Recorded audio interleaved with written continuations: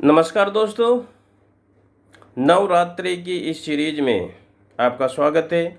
और हम नवरात्रों का ये जो आराधना चल रही है, आज हम छठे दिन में प्रवेश करे हैं।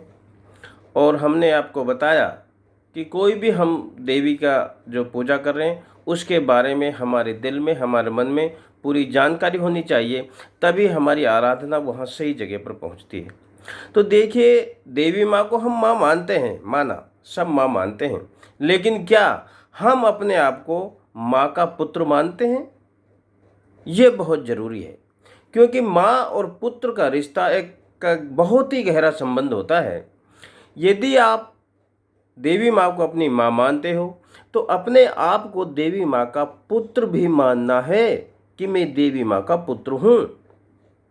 देखिए, देवी माँ की महिमा बहुत गाई जाती है और परिवार में खुशियाँ मनाई जाती हैं। यदि मैं देवी माँ का पुत्र हूँ तो क्या मेरी भी महिमा गाई जाती है? क्या मुझे देखकर भी लोग खुश होते हैं? ये है कर्तव्य बेटे का। माँ की ममता गंगा की तरह बहती है। क्या मैं माँ का बेटा हूँ तो मेरे दिल में भी हर जीव के प्रति ममता, प्यार नहीं आना चाहिए, नहीं उमड़ना चाहिए? माँ एक दाता है, माँ सबको देती है, लेकिन मैं जो माँ का पुत्र हूँ, बेटा हूँ, मेरे को भी दाता होना चाहिए। मैं किसी को क्या कुछ दे पा रहा हूँ या देने की कोशिश कर रहा हूँ? क्योंकि देने वाले का खजाना हमेशा भरा रहता है, इसलिए देने की आदत है। तो मैं माँ का बेटा, सच्चा पुत्र हूँ। माँ दुआएं देती है। मैं माँ का बेटा होने के नाते क्या मैं दुआएं देता हूँ या बद्दुआएं देता हूँ? यदि मैं माँ का बेटा हूँ तो मैं हमेशा दुआएं दूंगा, और दुआएं देने से चित्त में आराम, शांति मिलती है, चित्त को चैन मिलता है। माता मनोकामनाएं पूरी करती है। क्या मैंने कभी किसी की कोई मनोकामना पूरी की, चाहे छोटी सी छोटी हो? यदि मैं अपने आप को माँ का बेटा, पुत्र मानता हूँ तो मुझे भी किसी न किसी की मनोकामना पूरी करनी है।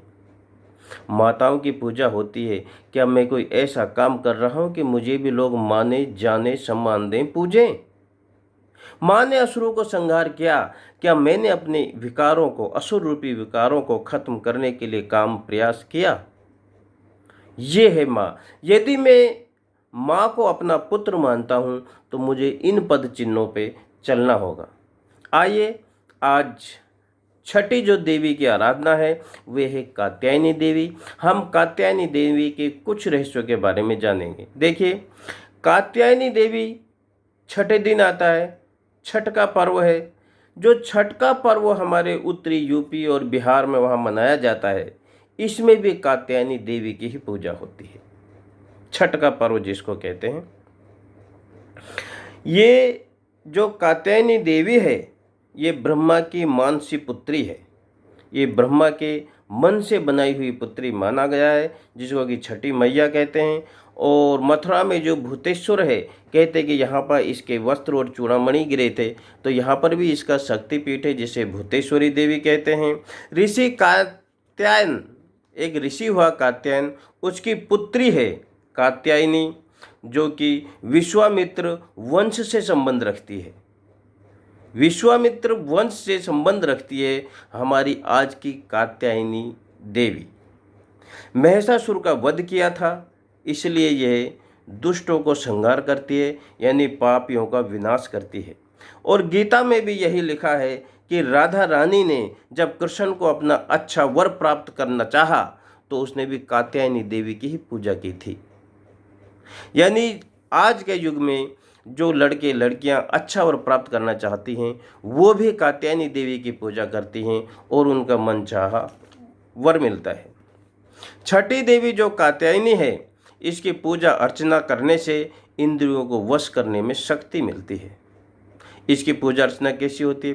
पीले वस्त्र पहने जाते हैं, सवेरे उठकर स्नान करके पुष्प अर्पित किए जाते हैं, 5 प्रकार के फल चढ़ाए जाते हैं, और शहद बहुत जरूरी है।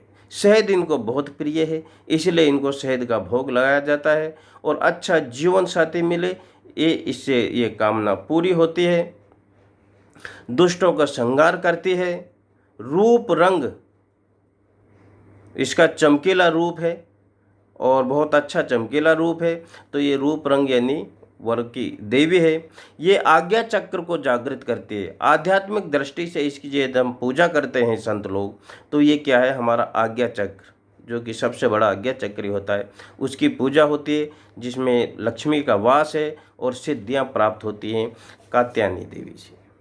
देखिए, शुरू की जो हमने प्रथम द्वितीय तृतीय जो देवियों के बारे में पढ़ा, वो दुर्गा का रूप थी, संहार करने वाली थी। संहार करने के बाद में जब उसमें गुण आते हैं तो वो लक्ष्मी का रूप होती है। चतुर्थ, पंचम और षष्ठी, ये जो तीनों हैं, कुष्मांडा, स्कंद माता और कात्यायनी देवी, ये लक्ष्मी का रूप है। इससे हमारे घर में सुख, शांति, समृद्धि और लक्ष्मी आती है। और आगे जो तीन देवियां हैं, सप्तम, अष्टम, नवमी, वो सरस्वती का रूप है। आगे हम सरस्वती के बारे में जानेंगे।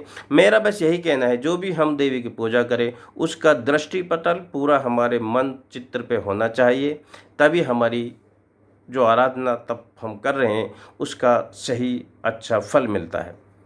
देवी माँ की जय।